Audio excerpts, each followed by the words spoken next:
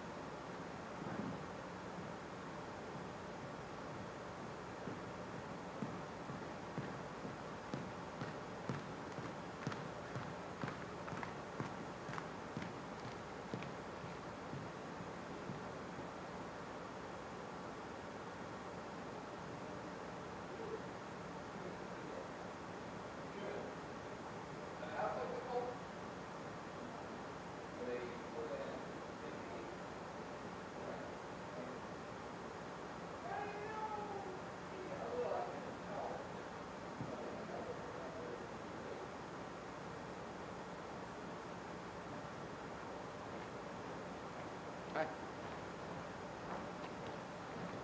What's going on, Bert? Just ready for a big show? Oh.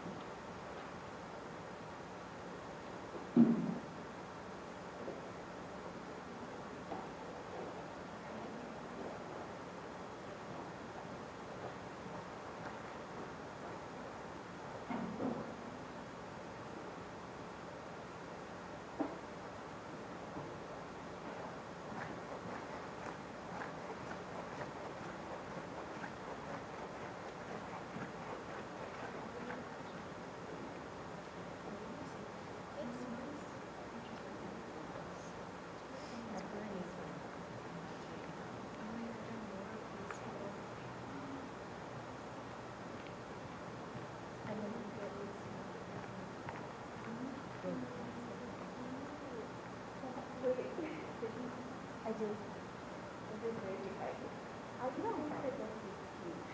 It's not. She's in love with it. Take care of it. No, I'm saying it doesn't look bad because we took all the ones last. No. Yes, she has like a little deal. I was just watching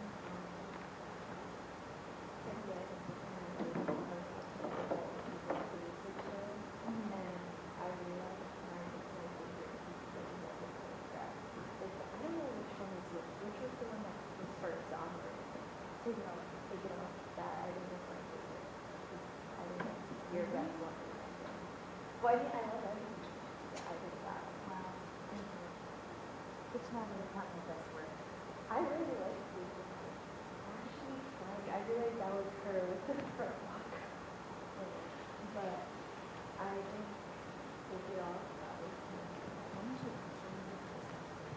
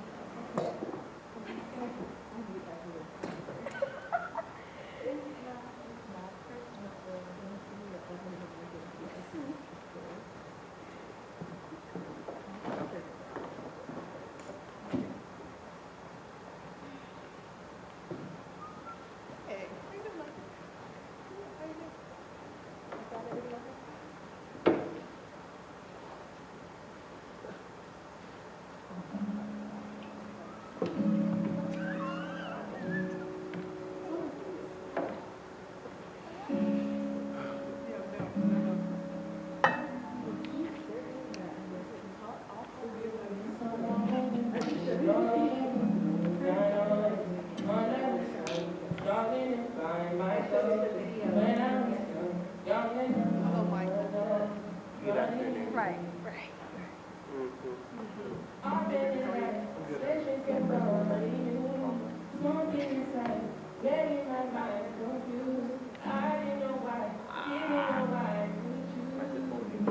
Oh, there's a podium she counted as an event for like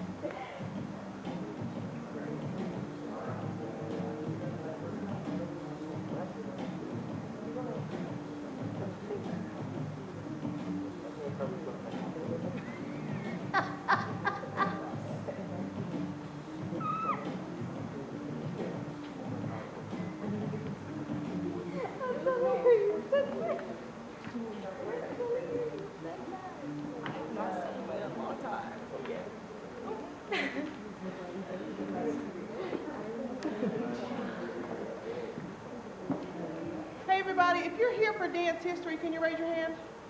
Great. You want to sign in right here?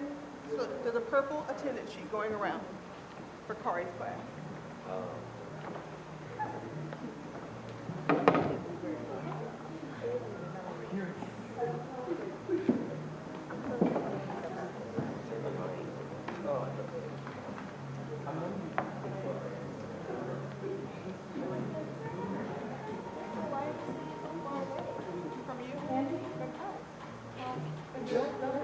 Yeah, he's around. I love you. Oh, just put him up here. Okay.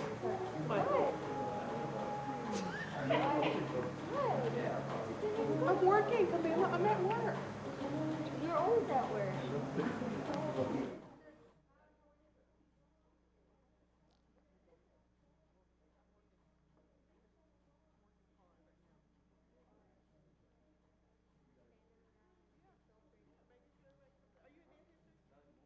Okay, there's a purple attendance sheet going around. Yeah. Oh, you can't hear me? You're listening to something different. Okay. So, if you're in dance history, there's a purple attendance sheet that is going around. Please sign it.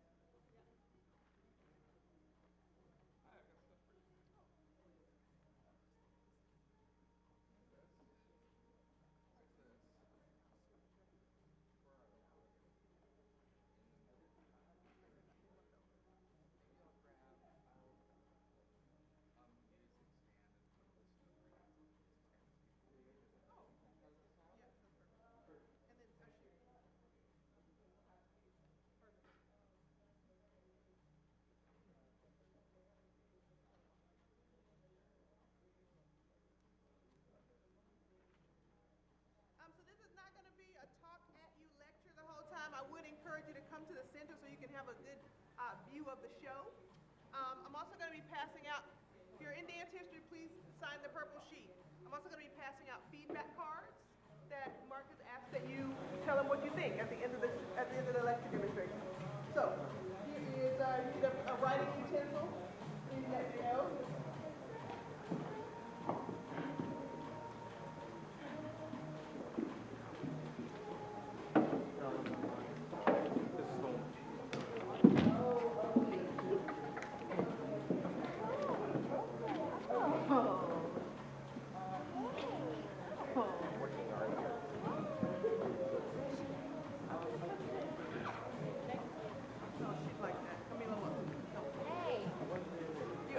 Out of yellows? Okay.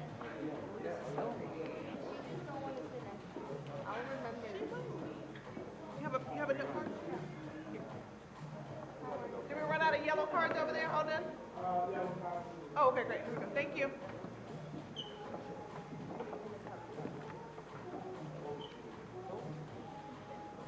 I'll take the extra favor.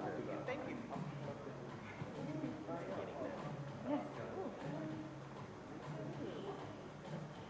Did you get a note card? Did you get one?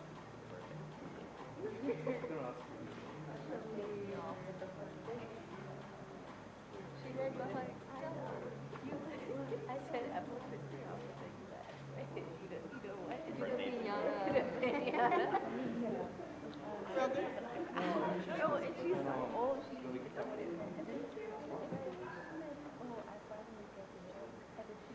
Okay, everybody have a note card. Everybody signed in on the class sheet. Hello? Yes. Yes? Okay, thank you. You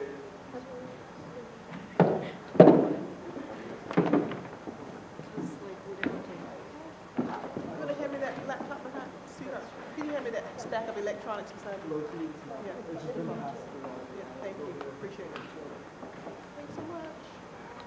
Yeah, you can. Would you like me to hand it to you or you want to grab it? Here. I will. Can I grab that? Yeah? All right. I think we are ready to begin. Bert, is that a go? I think so. All right. Perfect. Oh, thank you. If your reflections exceed one card, we dwell in abundance here. You can have a different color, a different card, write as much as you need. Yeah? So for those of you who do not know me, my name is Crystal Brown. I have the distinction of being the senior faculty member here in the dance department. I'm also the Twilight Artist in Residence. What that means is Middlebury College knowledge gets the first version of everything new that I make as an artist in the world, and I get to bring some of the artists that I see in the world back to you.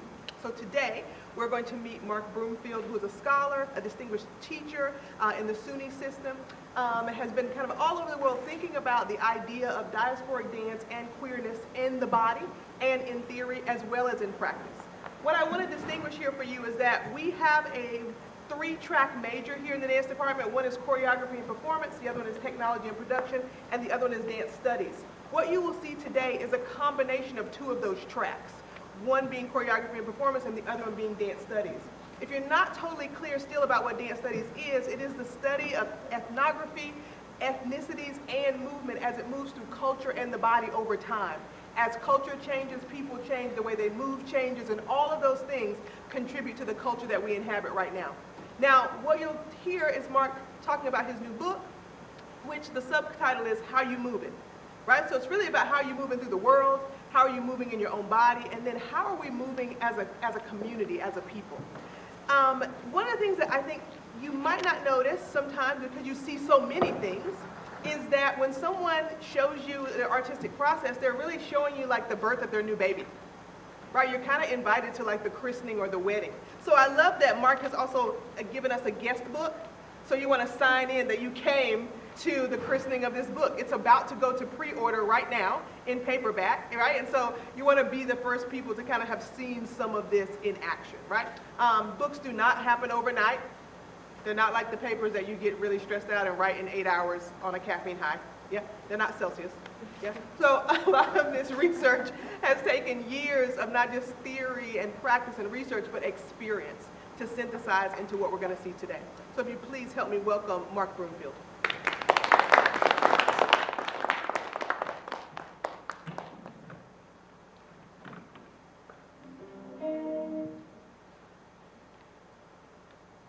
Just a reminder.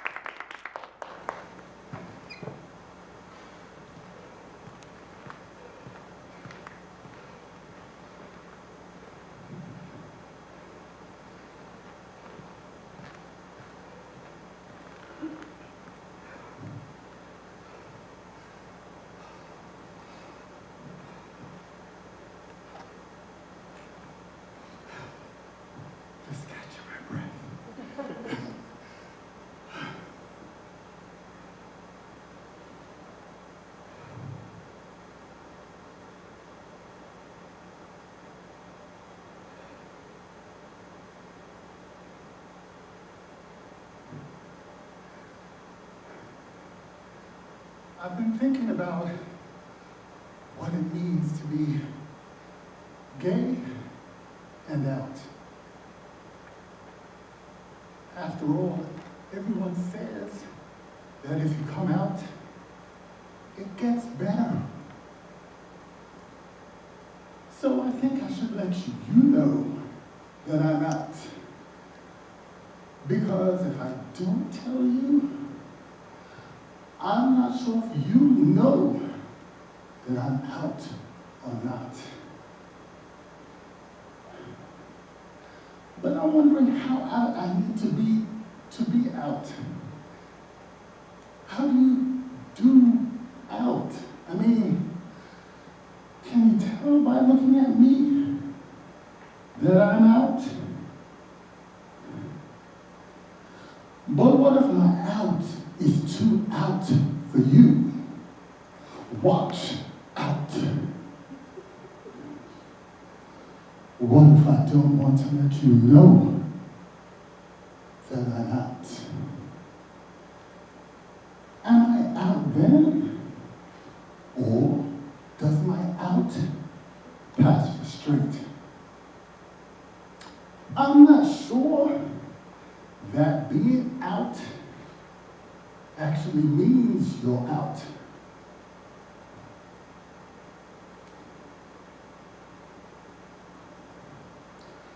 Are you waiting for something to come out?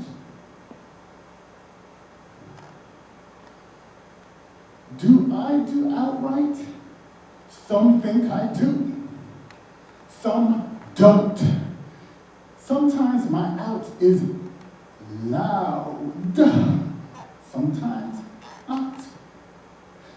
Sometimes it's way out. And then others say I have to reel my out back in.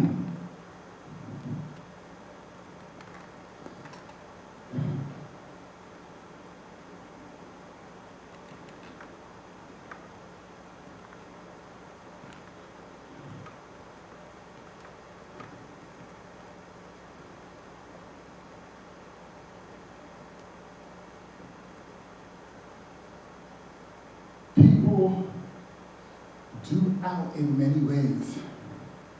Some by choice. Other times forced out, picked out, or plain talked about. I feared and yet craved to be out without words or confidence to speak out, which left me feeling out, crying out, often worried that I might be found out. I backed out, secretly looking out, eyeing out, wherever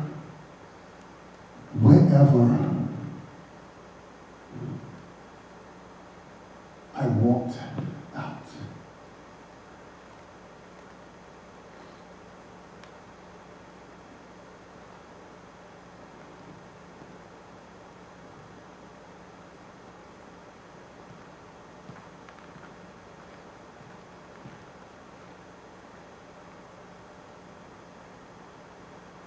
See out. Can you? I searched and tried, working it out, feeling it out, trying it out, to drag it out.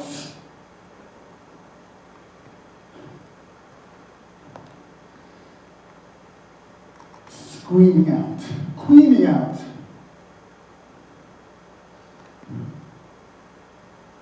Why are you freaking out? Only to be called out and bashed about, having woken up after blanking out, may claiming and staying out seem the one and only answer? From striking out, has been maxed out, stressed out, worn out.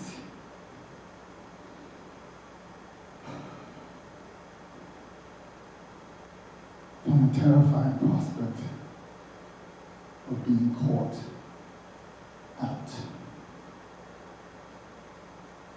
For doing out. Yet,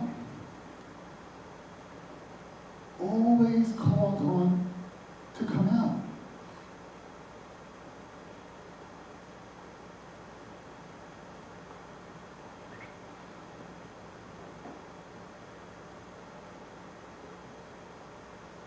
simply prefer on passing out.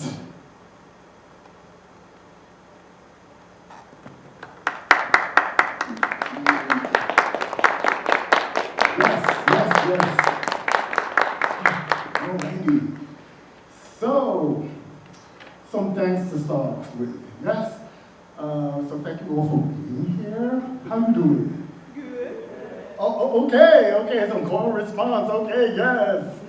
We got to feel the energy in the room, right? So the call and response. How you doing? Good. Okay. So I'd like to thank Professor Crystal Brown, whose visionary and inspired leadership has made this possible as the Twilight Artist in Residence, and to the Department of Dance at Middlebury College for hosting this event today.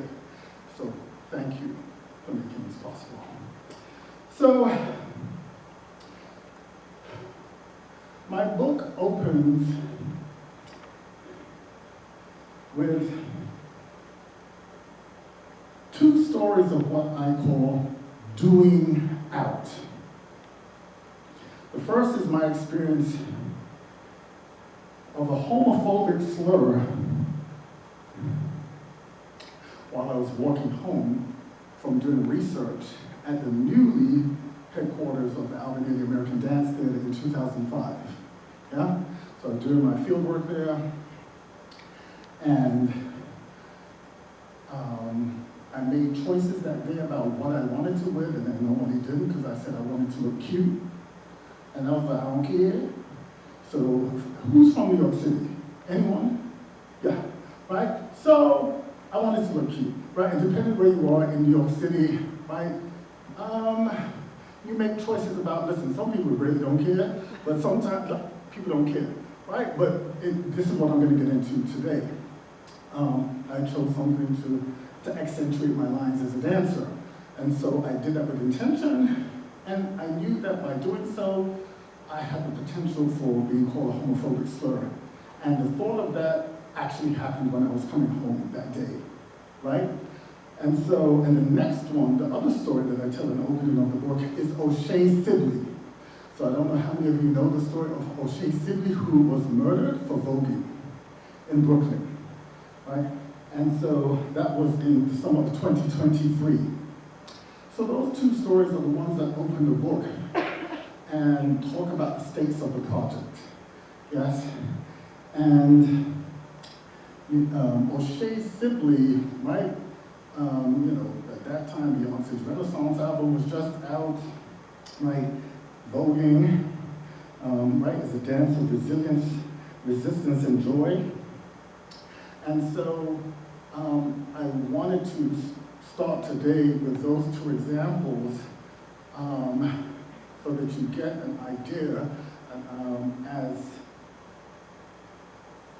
what it means to do out and the politics and the stakes of doing so. Because I make the argument that it's political and that it's intentional, yeah? And I want to raise the stakes about what those politics and stakes are and on whose bodies it affects, okay? At its heart, Black queer dance asserts freedom of movement, freedom of expression, and sexual freedom as its foundational argument. And so, it's based on ethnographic fieldwork in New York, and it centers Black, gay, and queer men's lived experiences and stories on stage and off stage in the dance world, featuring contributions by their now former co-artistic directors, because that just changed last year. Desmond Richardson and Dwight Roden of Complexions Contemporary Ballet. Yes? So they were contributors to my book, as well as Ronald K. Brown, Evidence Dance Company. Yes? The work is inspired by the life and legacy of Alvin Ailey. I will get to more of that as I go through my talk with you today. But who can talk about dance in America, if not the world, without Alvin Ailey and the contributions that he's made? And so part of the on-stage and the off-stage of why I was drawn to that as a dance historian and scholar, I was tired of reading books. And I'm like, listen, I danced, I toured all over. And I was like, where are the stories that I see off stage? Like, there's all kind of stuff going on when you're touring, right? The community that you have, the life that you have, the queer life, yes, that folks, all in the company, all in the artistic and executive, right? They know about who you are, right? And when I was dancing with Cleo Parker Robinson, all the dancers in the company were gay, okay? And so I was like, well, where are those stories? So many of the things that we read and watch and the critiques are of choreography. And I'm just like, listen, okay, child, like, we got to move, like, people have lives. There are people creating those works that you're studying. And so we need to bridge those spaces. And so I think it was important to, and that's what I do with the book. I'm like, let's turn our eye to see what's going on in spaces that we don't normally look at. And particularly for queer bodies and gay men. And so that was a key aspect. And so,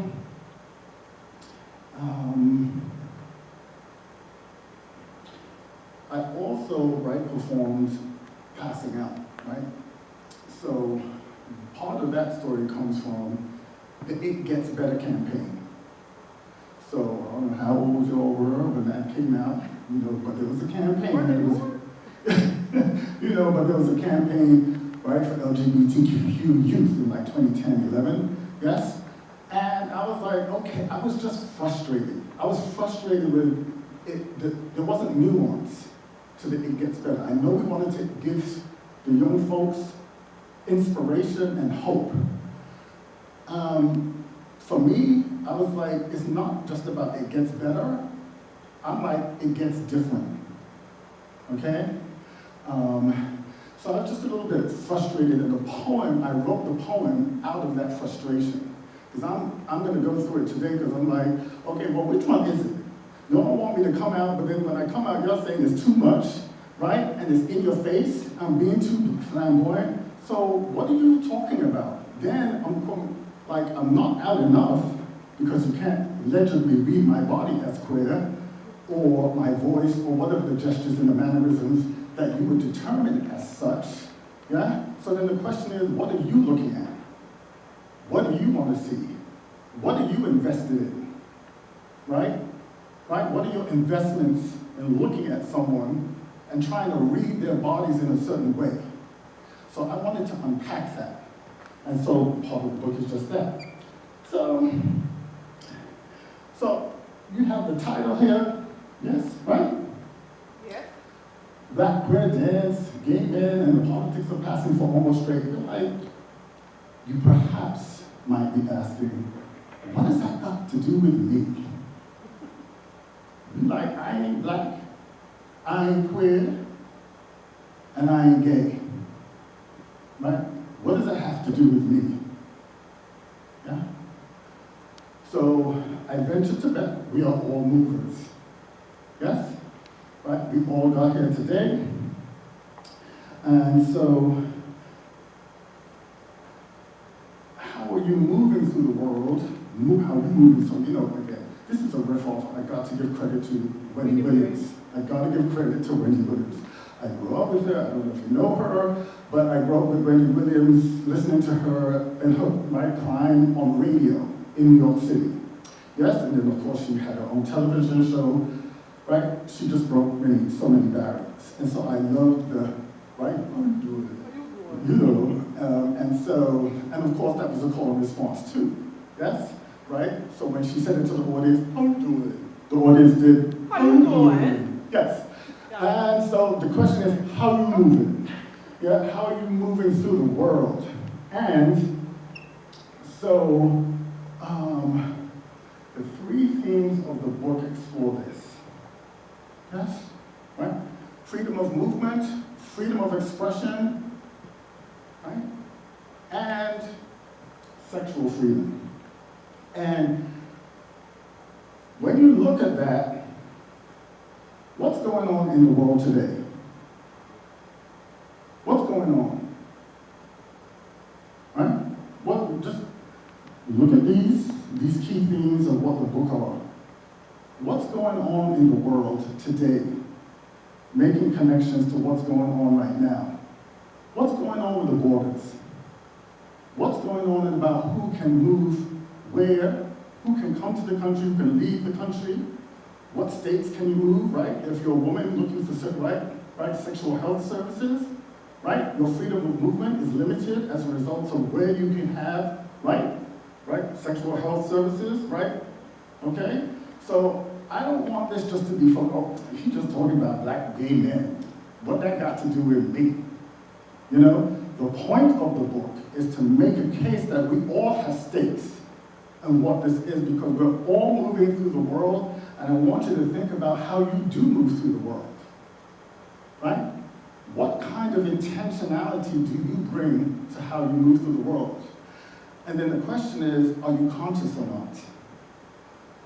So I would venture to say, if you're moving through the world without being conscious, right, that raises questions to me about your relationship to space and the people in it, right? Because I'm like, okay, we're moving through the world, you know, there's gotta be some awareness, you know, awareness of who you're interacting with and the spaces that we move through, okay? So there we have that. And the freedom of expression, right? So we also have, hello folks, freedom of expression under attack too, right? First Amendment rights. Okay, listen folks, okay, listen, get into it. Right, so like we're in a moment where the rights, right, the freedom of speech is under attack. That's expression, right? And it's not just your voice, but it's also how you dress, right?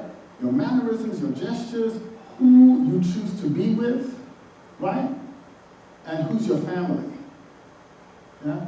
Those are all aspects of, right, how we express ourselves and where we feel most comfortable. And sometimes, right, we're also in spaces where we're uncomfortable and what comes up there. And then sexual freedom, I mentioned that. That's just one aspect. These are all under attack. All of these are under attack right now. And particularly trans folk under attack. Yes? So I'm making the case that this is about us all. Yeah? About how we all move through the world. And it's not out there. It's already here.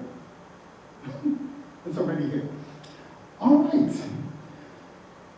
And so I ask, in 2026, folks, what does coming out mean? And why is it still necessary? What's changed about coming out? What's different? And why do we use the term openly gay? Can you tell me? I'm like, we'll get into that a little later, but I'm questioning what coming out is.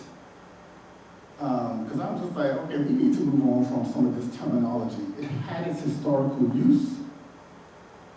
It had its, right, and it was important. There's an important period of what it meant to come out in terms of gay liberation. But I question at this point in our history, we're not post-gay, we're not post-race either, okay? So, but what does it mean to come out today? And what does it mean to use that language? I want to interrogate that because I'm just like, I don't know if I really like it. I don't know if I like openly gay either.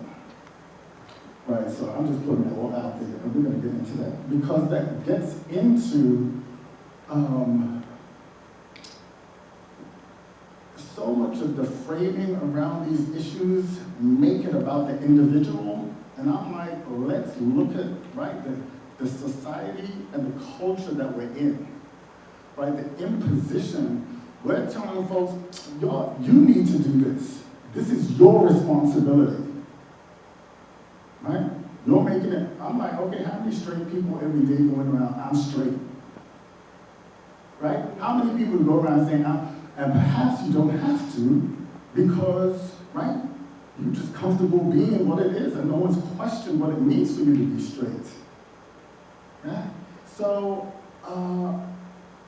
what does it mean to constantly be in a position if you have to disclose your sexuality? And in circumstances where you know it's not safe. Or it's not even about disclosure, it's about how you move through the space. And right now we're in a period, particularly for LGBTQ folk, survival is like it's a priority right now. Yeah? It's a priority. So just to lay out some of the stakes of what the project is.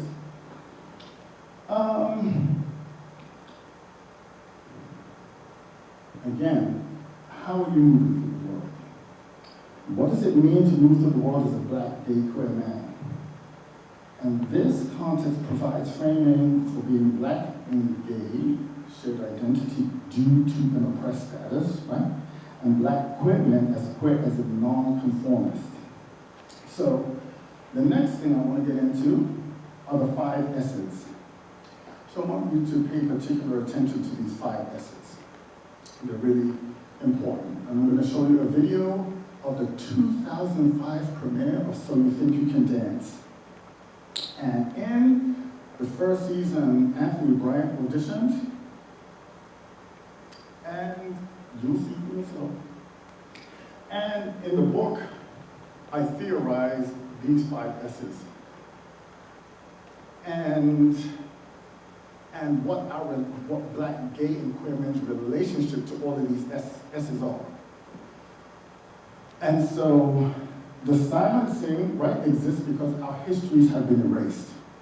So much of our histories and our presence, again, I was looking for morsels of our our presence in dance history narratives. What was written. And I'm like, okay, I know some of these people, I know they're gay. Why they ain't writing about those kinds of stories? Why don't we know that? What's the politics of what gets written and what gets left out? Right? Particularly when we know certain people are, right, they're out, right, as dancers. So you have silencing, and then you have the stereotypes. Listen, there's not a person who dances who's a right, male identifying, who does not have to deal with stereotypes. Yeah, like that's just part and parcel of my experience of growing up and learning dance. And then you also have this stigma, right? Do I tell people about it?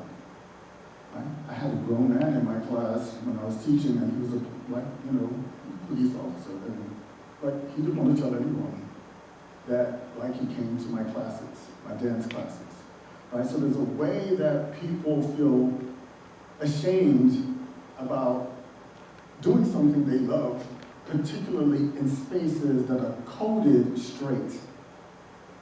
Yeah? Coded as in, right, when we think of, there's certain spaces we think of, and I'm going to get into this later, particularly with sports. Yeah? That's a default heterosexual space. We don't question sports as whether it's gay or not, because there's no major sports where there's a gay man out right now. Anyone know any different? Is there any gay? This is men, not women, right? A gay man who is out playing in the NFL, right? NBA, anyone? Hockey? Do we know of anyone? Who? Some track athletes. Who, track athletes? Yeah. Who? I forget his name, but he just got second in the 60-meter hurdles. Okay, so track and field. Okay. When we think of hierarchies of masculinity, where does track and field come in? Pretty broad sport. Well, it's a broad sport, but when we're talking about the hierarchies of masculinity and hierarchies of sports, where does track and field fit in? I guess not super high.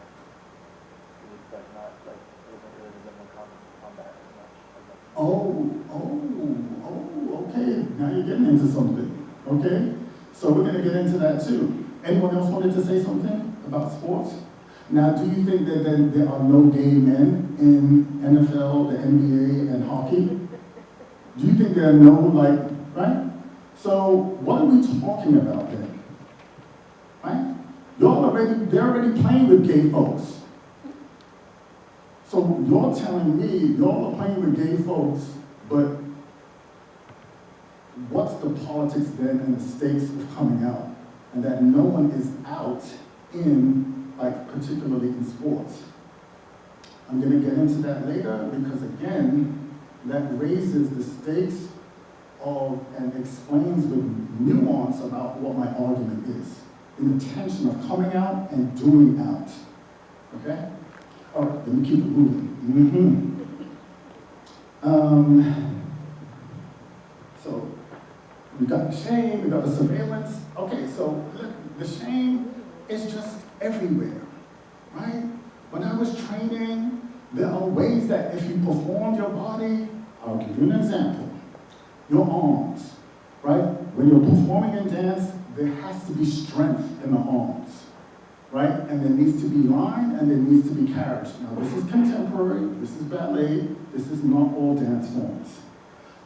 However, most of the companies today, right, you have to have contemporary and ballet training. And how you hold the arms, people are not interested in seeing this. They're like, what's going on? We need to see, right? And I know we've seen it, this is part of the stereotypes. Right? As a stereotype of like what men do, right? It's stereotypical, right? So you don't want that. You want there to be strength, right? And power and the line through the arms, right? You want there to be power, reaching. And so if you're in class and you happen to do this, right? You did a port de bras and you did this, you would be called out.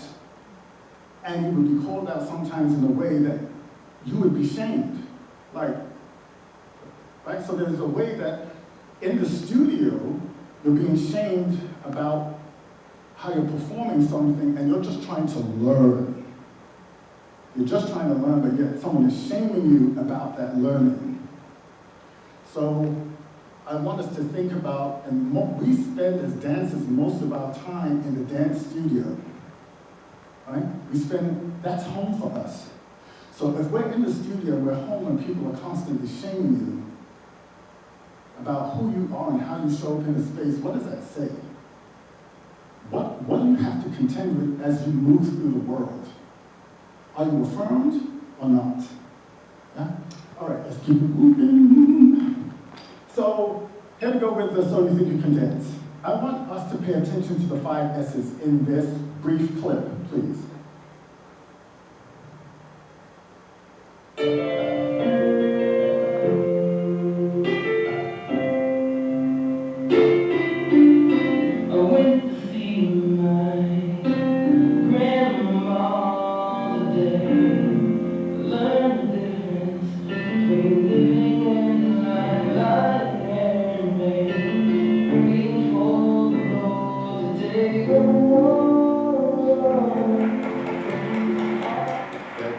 I need boy dancers to be strong. Masculine. Sorry? I am strong. It did not come across with your partner. You didn't look like a masculine dancer with your partner. Really? That's interesting. I've never heard that before. Okay, well you've got it now. If you would have asked me to dance more masculine, I could have done that. I still could do that. Then why didn't you? You're a male. Why should I have to ask you? So you're saying doing this is not masculine? What, dressed with that shirt with your chest out like that and... What do you expect? Look at Hollywood today. Look at media. Everyone's dressing like this with their shirt. You want me to button it? Will that help? Do I think you're masculine when you dance? No, I Can don't. you give me a chance to be more masculine? You were dancing with a partner, young man. You were dancing with a partner. Was that partner male or female? She's female. Which one would you think I would want to be masculine then? me, and I was. Well, that's your opinion, mine You is need to not. review the tapes a little more, I think. Thank you.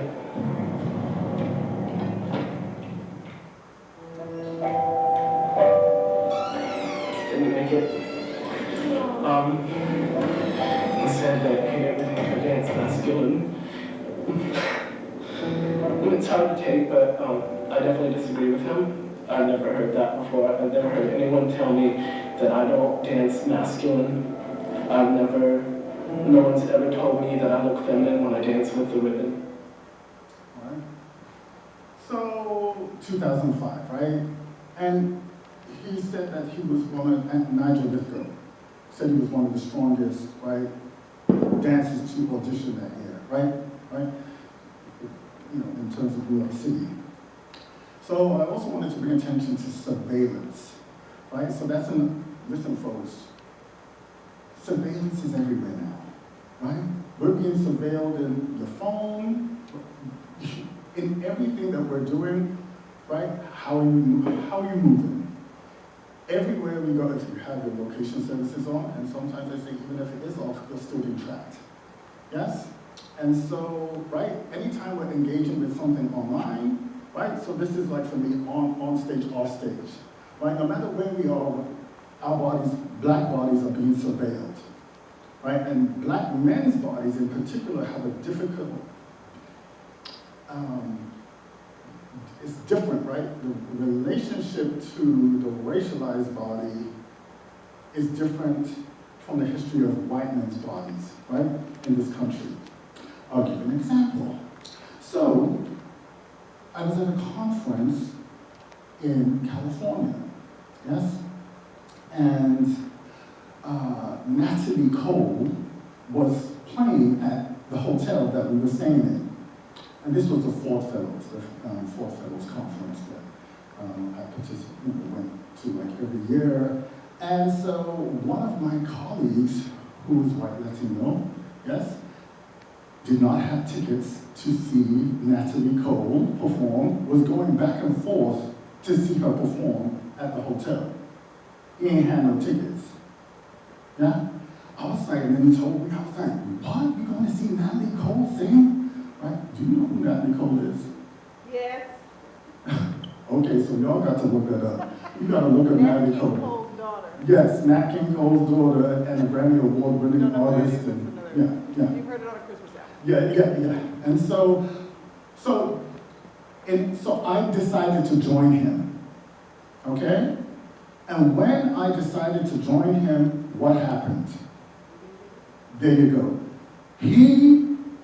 With him, we were stopped, right? He wasn't stopped, and he told me he went back many times, and no one stopped him. My body, walking in with him, the security was like, who are you? Show us your tickets. We were like, we ain't got none. So we didn't get in.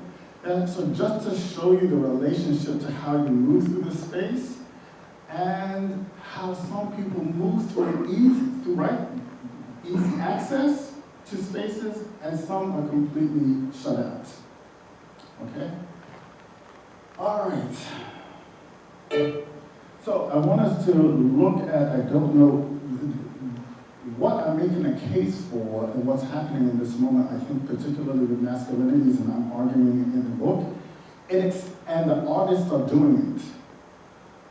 Desmond Richardson, Dwight Rhoden, and Ronald K. Brown are expanding what we think of as masculinities.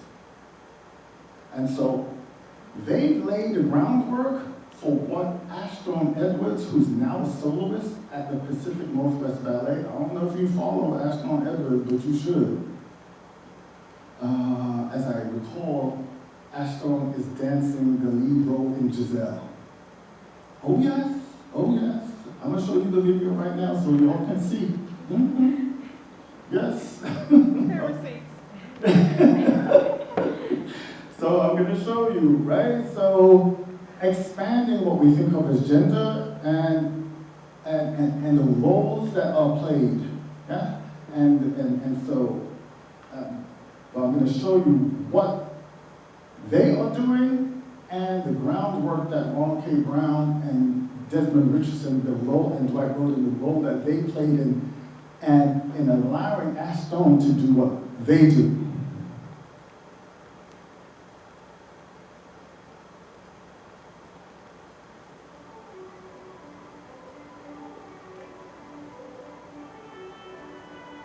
Growing up, it was hard to not be the model of a ballet dancer. For black men in ballet, we're certainly known to be strong, manly partners, and I never fit that mold. I guess that makes me a little self-conscious in my classes. Historically, ballet has been binary in gender. Separated, for the women, they usually dance on points. There shouldn't be any restrictions on gender or race or anything in ballet especially. Everyone should be able to dance on point and to feel as beautiful as they are. I always remember going to the ballet as a kid and seeing the women on point and just thinking it was the coolest thing ever. I don't know if it was the tabooness of it, of that men weren't supposed to do it, or if it was the feminine side of it, that I was doing something that only women got to do, that made it feel special or different or unique. Point shoes are what the women wear. Men don't wear point shoes in ballet. What the point shoe gave to the woman was it gave her a light, ethereal quality, almost like a otherworldly. She could be a spirit, she could be a ghost, she could be a nymph, she could be a swan, she could be something other than just a person. It's such a dated mentality. So for me, it's just about the body, it's about the movement, it's about the structure of it. Well, why can't it be a beautiful, long, elegant man dancing around the point? Why can't the queen sing prince? These are barriers that ballet has to come over. The piece that I'm choreographing, it doesn't have a name, it doesn't have a title, it doesn't have anything yet. It just has steps. But I want to like strip down the gender of it and just put a boy on point, and it not to be that big of a deal. It's really cool to work with Josh. He's created this really comforting, safe, queer space where we explore movement and also are just completely ourselves the whole time. And I'm so fortunate to just pick his brain, and he gets to see what I can do, and we get to just push each other in our limits and where ballet can go. I've been told many times I need to be more manly, I need to stand up and be bigger and stronger, and so now I'm reflecting on who I am and who I want to be as a person. I take men's and women's classes, and I'm training to perform as a gender fluid ballet dancer. The feeling I get when I'm dancing in Josh's piece is a lot more natural.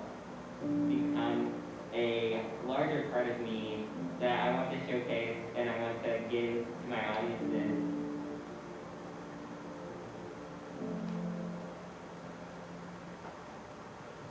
Right, so we see an example of a dancer who is breaking the gender binary. And like I said, you know, follow Ashton on Instagram. So this was, as you can see, during the pandemic, like quick rise, like already a soloist at the Pacific Northwest Ballet. They're just extraordinary, really extraordinary dancers.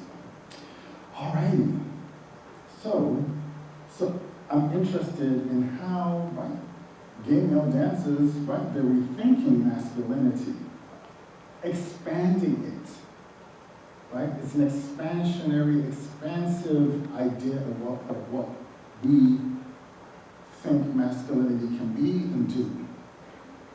And I would say, right, what was a big issue during the last election? And still is, right? In terms of a demographic, men and masculinity. We can't ignore it, folks, right? So we're in a moment now too, where our ideas and concepts of gender need to expand and think about the politics, which the book is doing, of who defines masculinity. Who gets to define it? Right? Whose bodies? Who gets to define it? And so, these are some of the dancers at some of the top ballet companies, right, across the country. Right? Calvin Royal, who's at the American Ballet Theatre, yes. A whole host of dancers here who are rethinking how to perform, what we can do with it, and I would say, not just like conventional and traditional. And I would ask you, right, it's like, what is your relationship to masculinity? What's your individual relationship to it? Right? How do you think, what, right? Right?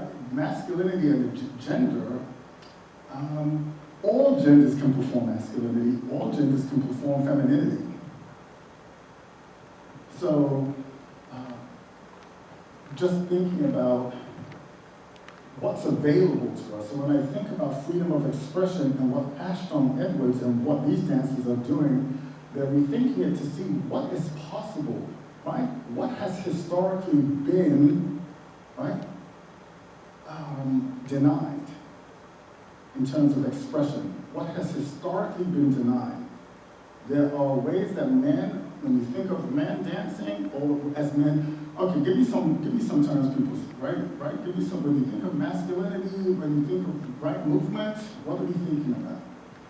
Yeah? So just think of that. And so, thinking about the freedom of expression. And then we have Harper Waters, who is the principal at the Houston Ballet. Do any of you know who Harper Waters is? You also have to check Harper Waters out. Brilliant dancer, phenomenal, right? Principal dancer at the Houston Ballet. Became, right, like an influencer and popular on social media because of walking in stilettos on a treadmill. Okay? So you see the stilettos right there, right? So it became famous and like he's just built a following ever since, and he's amazing, right? Just a brilliant artist. And so I'm going to keep moving through this, and my beginnings, right, as a dancer was at home. My beginnings from a West Indian Jamaican family that was born in London, South London, and West Indians had a front room, and so that's where me and my sister, the room was, I write about it in the book, in my memoir chapter, was this space that my mother created, most of them created, right? New to the country, and a way to show what you have accomplished, right? In this new land, that when you invite people into your home, you can show them the best of what it is that you have been able to accomplish, and show to them that you're a good citizen and a respectable citizen, and you're proud of being in a new space and retaining the Jamaican culture, but also, right, the hybridity of now being in a new space, okay? And so, this is it. This is my mom, and this is, right, the front room. And I just, in the memoir chapter of the book, it's called Just Like a Girl. And because that's what I was called when I was young. He was like, he's just like a girl. I just couldn't get, they said that to me all the time, he's just like a girl. Or, he's soft, what they said in Jamaican. Not Jamaican and all that good, so I ain't gonna say it. Yeah, and soft. So, but, and I just couldn't get away from the term and its usage. And so, however, I will make a correlation to that when we get to I want to show you the notion of soft and hard and its relationship to how you move. And this is, I tell my story, my journey to dance, and I entered SUNY Purchase, right? You know SUNY Purchase is conservatory, right? So I entered in the fall of '89 when, and that was in December of '89, Alvin passed away due to HIV/AIDS at the time. And I stopped my dance journey there, but I wanted to make that connection.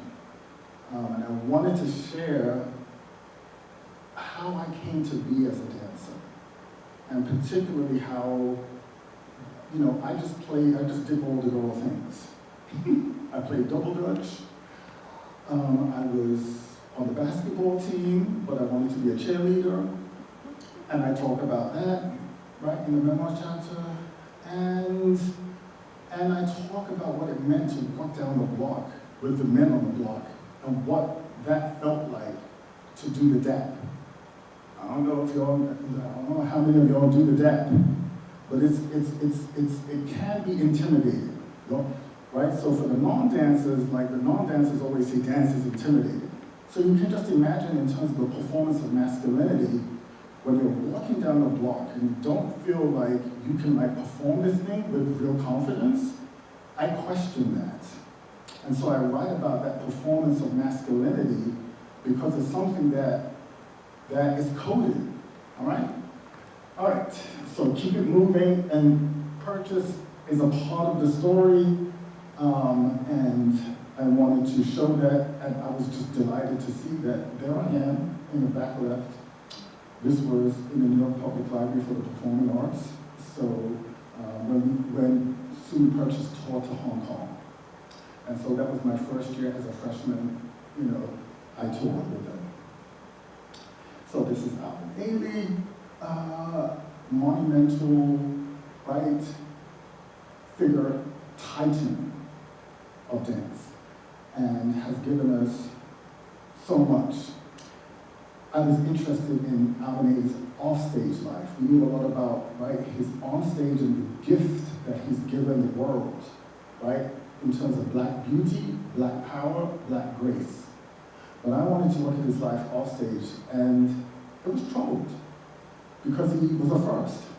And what does it mean to be a first? And have no support. Yeah? And so that also took me to look offstage. So I'm just going to show a little bit of this. I'm going to show a little bit of Ailey dancing here so that you can see how the dancing body has changed from the 1950s to today. So I want you to pay attention to his lines. I want you to pay attention to, right, the muscularity, right, his feet, all of the things that we think about as dancers today.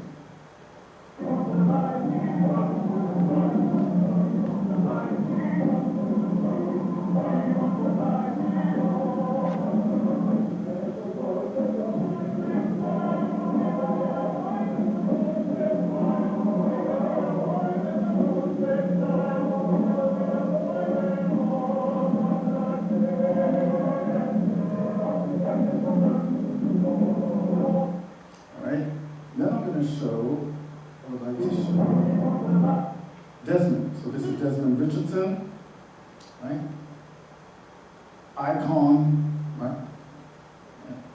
Danced with so many companies, right? But he was the first Black male dancer, right? Principal dancer at the American Ballet Theater. Calvin Royal is the second right now. So I want to show Desmond's icon reel, and I want you to pay attention to see the contrast of what Alvin Ailey did, how Alvin Ailey danced. But now look at Desmond's lines. Look at his body. Look at how he moves through space.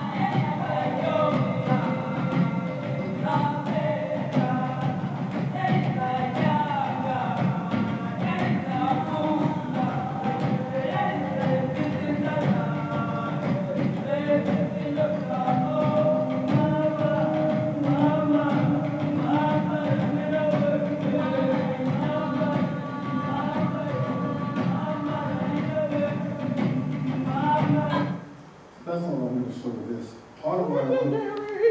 Yeah, right, completely. And so, when I was doing my research, something was coming up regularly in the research of how men were being described as how they dance. And one of the terms was like they're dancing like girls. I was like, what's going on? Why is that critique? What's going on with that critique? And so when I asked Desmond that question, his answer was so powerful. And so again, it comes back to the freedom of expression. So when you're training, and when he wanted to know, like, okay, what is, because he was hyperflexible, right? So that's it. Men weren't hyperflexible. You saw alien, right? So the notion that you could lift your leg this high, right, with a single, like just right, a développé, and your leg can stay up there, it wasn't common for men. It actually wasn't even necessarily common for women, right? But women, right, have a longer history and access and all of that in terms of, you know, exploring the dancing body. And so in some sense, it's also a case, this is making a case for gender equality. Because men should have the freedom to move, just like Ashton said, like, okay, ballet is ballet, why do we need to segregate it? Just learn the technique. Learn point, maybe, right? Why can't men learn point and not be on point? Right? So what's going on in that relationship? So anyway, so that in terms of dancing like girls, it's about, Desmond said this, you're looking at women and you're appreciating what it is that women do. And you're saying, well, what can I do with what it is that you see, right? He talked about the nape of the neck, he talked about the arch of the feet, he talked about the extension, right? So there are things that people appreciated about women, and saying, well, why can't men also use that as a part of your expression? So that is it's not that people want to be a girl, it's that you want the access to things that have been historically denied to you in terms of your expression. And in many companies, yeah, it's very cold. It's like, okay, men do what men do and women do what women do. And we don't want, right? So the notion of it being blurred, and the key word that came up too is clarity. When people come to the as audience members, people want clarity. Who's the man? Who's the woman? What are the relationships on stage when people are dancing? So there are things that we are questioning and we want to know about the dancers. And when they're gender fluid or non-binary, it's okay, but the question is, are you okay with it? So I'm gonna just close out with, you know, these are the other artists, close out with, right, I'm like, straight men don't own masculinity, they never have. And that's what this moment is about too. Who gets to decide what it is? And I would say in the hierarchies of masculinity, gay men, right, if you're black and gay, you're at the bottom in terms of hierarchies of masculinity. And then I think it's important to think about when we're thinking of this moment and masculinities. Bell Hooks has been such a key scholar who has transformed my understanding of relationships to masculinities. I would say in dance, we can do better to tell stories about men and boys. We can do better.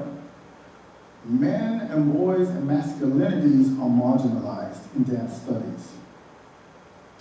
And so if we're looking for gender equality, right, it's not a zero-sum thing.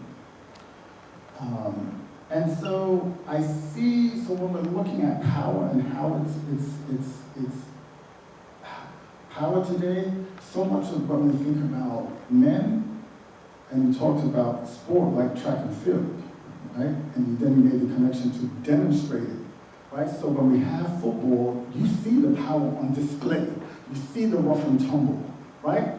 And so there's ways that, right, we are, somehow, if we don't see that, there's an idea that you're not masculine. And so, because we have to show the strength, you gotta be grounded. And the groundedness too is another way to think of masculinity. It's grounded. Because if you have the opposite, if you define gravity, yes, right? You define it by, if you stand on point, right? But this is invisible strength. You can't see the strength. It's invisible. But it takes a lot of work to stay up like this and to not bobble and move around. So you have to ask yourself, which masculinity do you like? Does it always have to be one that is exerted? Or can it be invisible too? And why does it always have to be demonstrated? Why do men have to always prove it? Their value is based on proving. Yeah?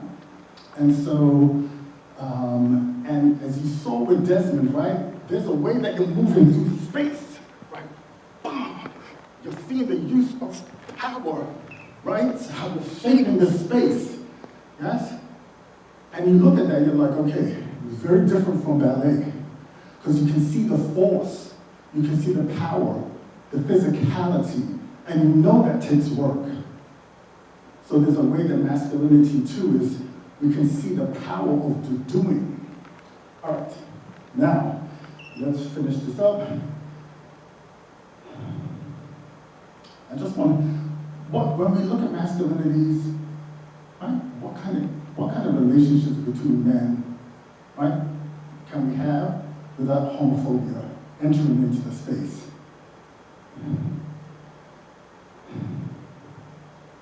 So we have this, right? Two homeboys on a train in New York City. Yeah. Right? What's acceptable without a homophobic response? Right? So these are kinds of intimacies, right? These are intimacies that we see, it's like, right, this is okay, right? Right? This is okay. Then we have little Nas X. Yeah? Sports, another space of intimacy. Right? That's approved. Yeah? You can have intimacy and it's not questioned. And that's the tension, what I'm talking about. If you have open, right? If you have a lot of gay men who are out, now you're going to begin to really question the intimacies. Yeah? Because then you're going to say like, now, are they gay? And the question, it shouldn't even make a difference. But the question does come up in people's minds. However, the coding is so powerful and is so protected. The space is protected. Because like, we don't want you to think that anyone else is playing on the field with straight men. We're going to protect it. Alrighty, so just moving through this. Just seeing the contrast. And then you can reach the highest point in your career, right? And as a black man, still be seen as a criminal, right? Seen as a threat.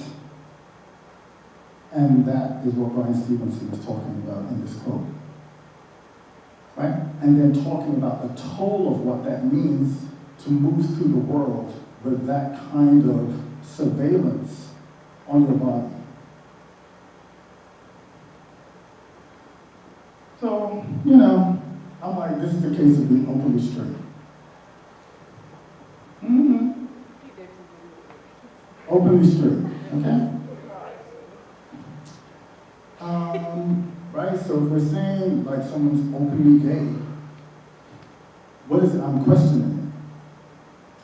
Openly heated rivalry has taken off, right? It's a new series. They're openly straight, right? Because they're openly straight in terms of their relationships, right? As in terms of being, folks don't know, right? They don't know. So this is where the tension of the coming out and the doing out. And then Andrew Scott is questioning open the gate, do away with it. I say that coming out is a repetitive act, right? It's a life sentence. You don't come out once, you come out for the rest of your life. Because every situation you're in, you're questioning the stakes of what it means to disclose and then what your identity is when somebody asks you a question. Not everyone knows, right, that someone is gay. Not everyone knows. Right. And then coming out, we just see headlines about coming out. And we see in this moment, yeah, it's more challenging. This moment, again, sexual freedom is more challenging to come out. Right? When we see this, this is like a clear case of doing out, right? Like, is this what you want to see? And then you say, like, okay, you want people to come out, do you want them to come out and do out? Or just you want them to come out and nothing? Right? So O'Shea said, just finishing with this, right? So murder. And for doing out. And so, again, you're questioning your relationship as you move through New York City, even. And as you move through New York City, what happened? Murder. Just for voting. Could you imagine? You're just dancing and somebody, like, kills you? So, you know, people are honoring who he is, O'Shea City. And then we see the contrast with, like, again, what are we looking for? You're too gay, you're not gay enough, right? There's all these pressures for you to do things, and you're just like, why are you making it about me and not about you? Okay? Don't be putting this on me. Okay? What about you in this? You are involved in this too. That's what I'm saying. How are you moving through the world? What is your relationship to the people in your life? Right? That makes them think that they have to move through the world in ways that either they conceal, they're not disclosing, right? And not disclosing doesn't mean they're not out. It just means I haven't invited you in.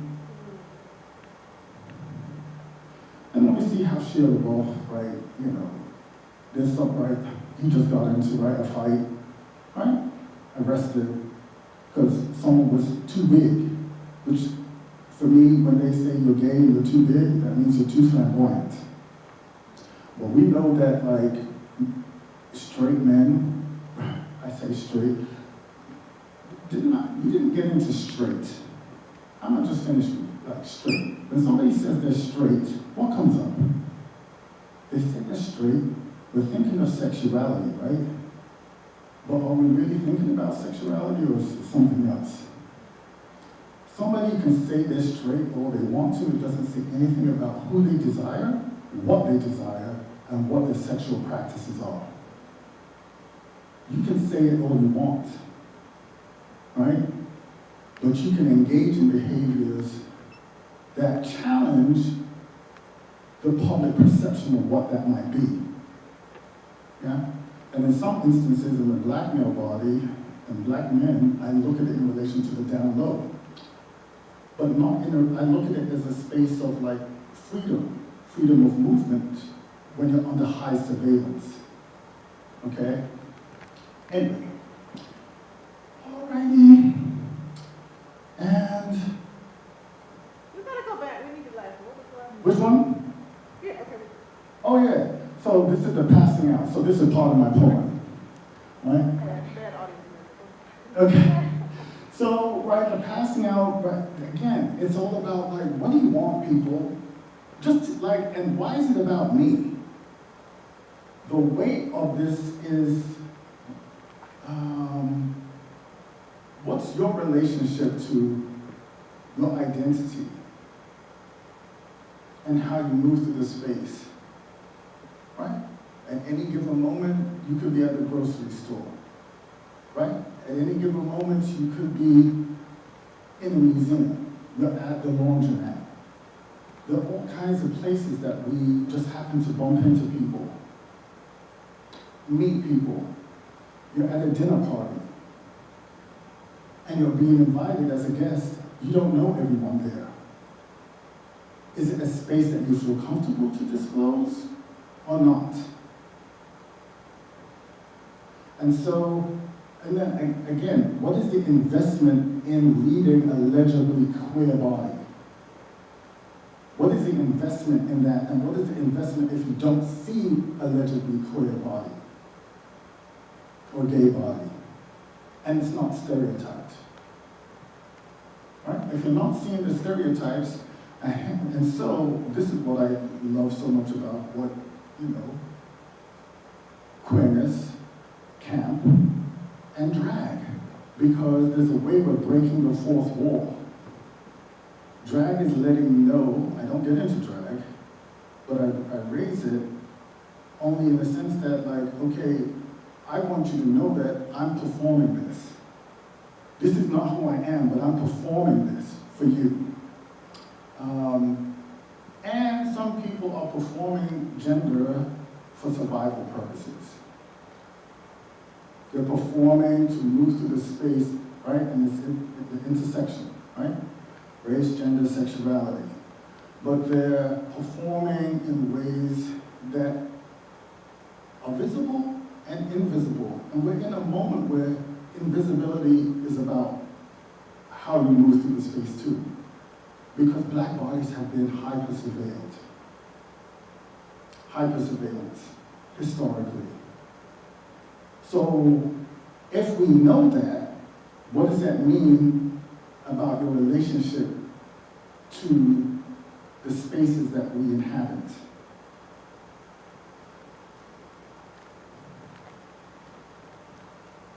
And so, again, I ask you, what is your investment in reading allegedly queer body, and if it's not? Because muscles and muscularity are something that, like, oh, we see muscles, it's like, okay, they must be straight. We like muscles in men, yeah? But so much of gay culture turns it on its head. Muscles and muscularity, and that being read as straight only. Like somehow, again, anyway, it just doesn't make sense. So I will say this, like, okay, men, y'all go to the gym, y'all are working out, right? Y'all are working out, you're at the gym, you're working to make your body look good. So you're working to make your body look good, and then somehow, if a man looks at you, it's a threat, right? If you're straight, right? Because, right? If you're straight, if you're appreciating the male body, right? I see this a lot, right?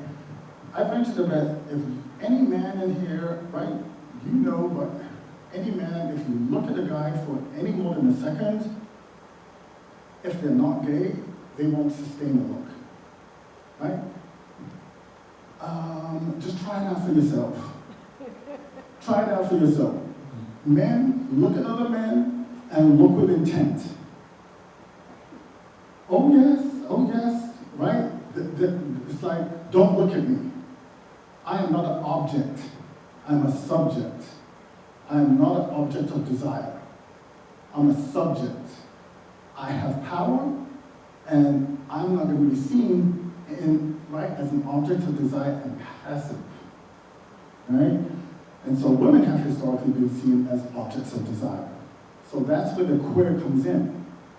But I venture to bet the guys in the room, masculine identifying, yes, you look at other men, see how long you can sustain the look for without that look being rejected, completely rejected. And so, gym, right? You go to the gym, you work out, so who gets to look at your body? Only women? It doesn't make sense to me, the contradictions of masculinity, right? You're working out to look good, but only certain people can look at you. And you know you look good, but you don't want certain people to look at you. So, yeah, But yeah, I would say straight men try it out. Because the masculinity threat is a thing. Gay panic is a thing. And there are still laws in the book that gay men, right, if you're, right, when a straight man finds out that you're gay or queer or trans, they will kill you.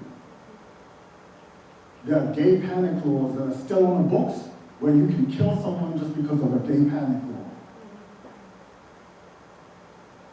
So this ain't a joke. Yeah? And if you even look straight, right, you're straight and you're acting in ways that are considered feminine, right, then that's challenging too. It's just like, I don't want to be read like that. And somehow, like, there's just always a guilt by association.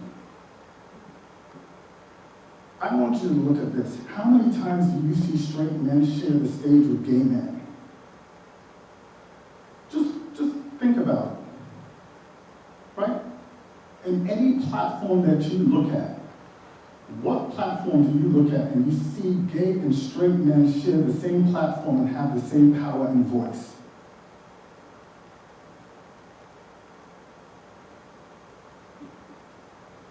Yeah? Where? Tell me. Because the approximation to it always means that straight folks look for people. Straight folks are always going to remind you they're straight. Look for it. It's in the world. The openly straight that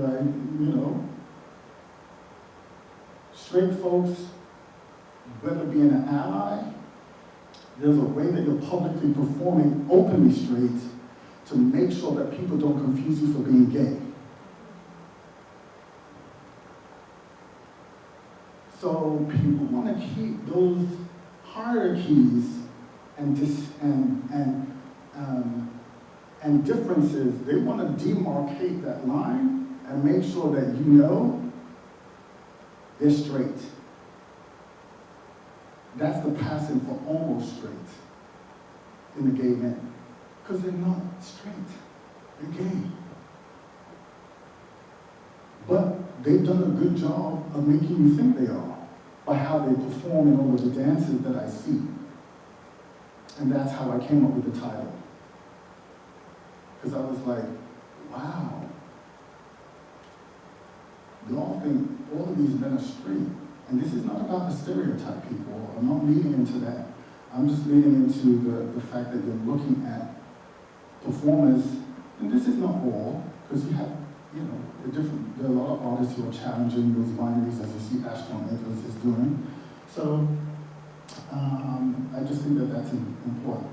So I think we came here today, right, with like, oh, what is this about? And, I want you to be leaving with, right, oh, what do I know now that I didn't know when I came in? Okay? Right? So these men are looking at the ways that their bodies are constrained and limited, but they're also thinking about ways that they're expanding gender. Yeah? There's the tension between coming out and doing out. And we're redefining, black gay and queer men are redefining masculinity on their own terms because we need it. We're at a point, moving into space that has historically been deemed as feminine, and we can challenge what they are, right? In terms of what's considered feminine. There's gender, there's no gender, yeah. But we can make a case for that these men are thinking about it because the masculinity is not serving us, right? The way it's currently constructed is not serving many men, and it's about expanding about what it is. And I would venture to ask you, the men in this audience, the straight men, who are your models for masculinity? And all of these men and dancers are providing you models of what visionary masculinities can be. And the question is, are you looking at them as models of what you can be? or in terms of expanding what your skills, right? Because when we think about skills, like in performance, you're building skills. Again, it's not about I want to be a woman.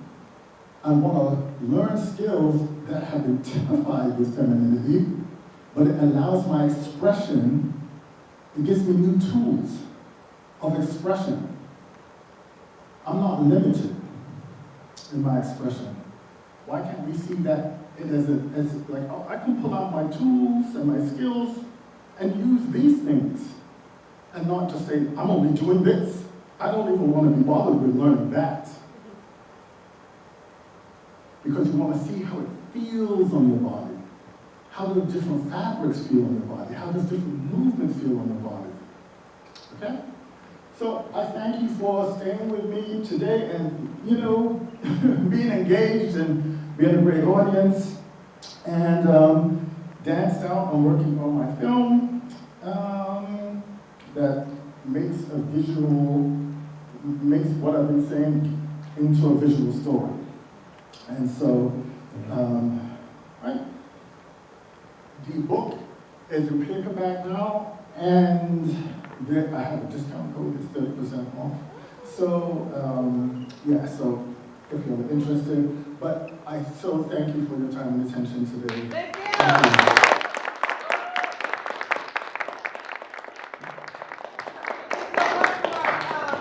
We have 2 minutes. I'm going to take up your response cards. Please sign the guest book. But does anyone have a burning question for our guest? Only genius questions allowed.